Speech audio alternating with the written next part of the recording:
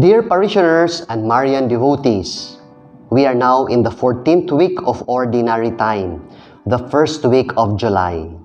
July is a month dedicated to Our Lady of Mount Carmel, to Saint Benedict, to Saint Mary Magdalene, to Saints Joachim and Anne, Mary's parents, Saints Martha, Mary, and Lazarus, the friends of Jesus from Bethany, and Saint James the Apostle.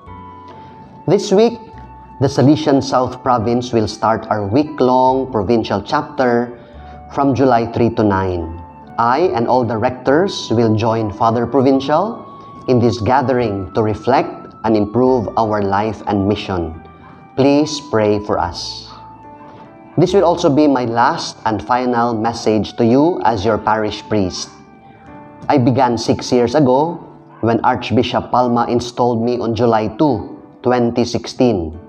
In my first official homily, I presented myself as one who serves among you, share God's Word, evangelize as the teacher of the faith in the parish, remind you of your Christian duty, visible around the parish, energize your faith, steward of God's gifts.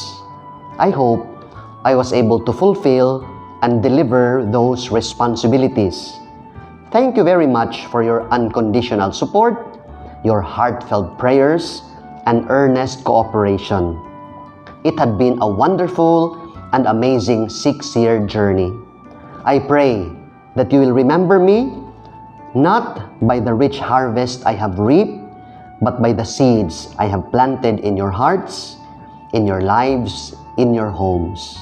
God bless Lourdes Shrine, Cebu.